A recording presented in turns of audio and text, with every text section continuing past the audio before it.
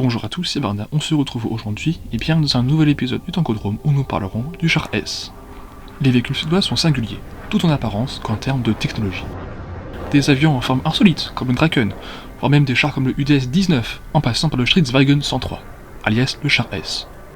La Suède, durant l'entre-deux-guerres, conçut le STRV-21, STRV M10, STRV E60.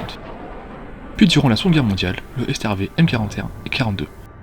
Et durant l'après-guerre, le STRV 74.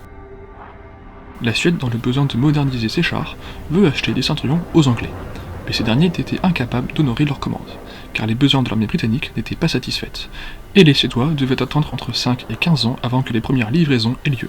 Le gouvernement suédois se tourna alors vers la France pour acheter des AMX-13. Pendant que le pays négocie, les ingénieurs étaient déjà en train de travailler sur un char national, le Kronwagen, un char très similaire à la MiG-50. Mais bien évidemment, dès qu'il y a des Français, il y a toujours des Anglais à côté. Et les Anglais, ils réussissent à vendre leur Centurion avant que les Français ne puissent vendre leur MX-13. Voilà. Les Suédois renomment leur Centurion STRV 81. Le STRV 80, à peine rentré en service, est déjà dépassé par les T-54 et T-55 soviétiques, et le pays souhaite déjà le remplacer. De plus, la Suède risque d'être le lieu de passage des forces soviétiques en cas de guerre avec les forces de l'OTAN. La Suède décide de créer un char défensif au profil bas sans tourelle, armé d'un canon dérivé du L7 britannique qui équipe le Centurion. Le char S ne possède pas de tourelle. Et pourquoi l'avoir fait sans tourelle ? Eh bien car un char sans tourelle possède plusieurs avantages. Il est moins cher à produire, car la tourelle d'un char représente une bonne partie de son coût de production. C'est une des raisons de pourquoi les Allemands ont produit beaucoup de chasseurs de chars en réutilisant des châssis déjà existants. Ils sont aussi plus dévoués à des tâches défensives. Ils possèdent un profil bas qui leur permet de se dissimuler plus facilement, et le blindage d'une tourelle qui n'existe pas peut être rajouté par exemple à l'avant du véhicule. Le début du projet du char S commence en 1956. Le canon est encastré et fixe dans la caisse.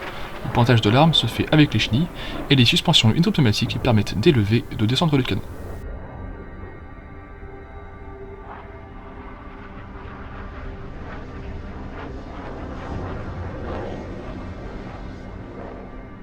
L'équipage est constitué de 3 hommes, qui comprend un pilote, qui est aussi le tireur, un chef de char, qui est tireur et pilote, et un troisième homme qui est le second pilote quand le char roule en marche arrière. Car oui, le STRV peut rouler aussi vite en marche avant qu'en marche arrière. Ce troisième homme est aussi le chargeur pour les obus fumigènes et il sert aussi la radio. Le chargement du canon se fait par un chargeur automatique alimenté par 50 obus qui permet de tirer un obus toutes les 4 secondes. La douille est éjectée à l'arrière. La motorisation, quant à elle, est constituée de 2 moteurs, un moteur diesel et une turbine à gaz. Pour info, le STRV est le premier véhicule de combat à être équipé d'une turbine à gaz. L'avantage d'une turbine, c'est qu'il est plus puissant qu'un moteur classique, pour moins de place et démarre plus rapidement. Le désavantage est son importante consommation. Le STRV fut dérivé en plusieurs versions. Le STRV 103A0, construit à 10 exemplaires, ce sont des modèles de pré-série.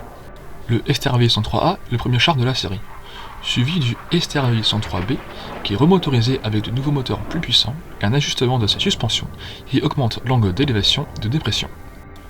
Le STRV 103C est équipé d'un nouveau moteur, d'un nouveau télémètre laser et possède une capacité en carburant accrue. Le STRV 103D est une version qui ne fut jamais mise en service. Construit un seul exemplaire, le char possède des conduites de tir numériques, une caméra thermique pour le chef de char placée sur un épiscope stabilisé et pour le pilote, une mise à jour de sa vision nocturne. J'espère que cette vidéo vous a plu, car si c'est le cas, n'oubliez pas de mettre un petit pouce bleu, de vous abonner à la chaîne pour ne pas rater les prochaines vidéos, de mettre un petit commentaire pour mettre, des remarques, des conseils, des idées, et même si vous voulez rejoindre le Discord de la chaîne, le lien se trouve en description. C'était Barna, et tchuss!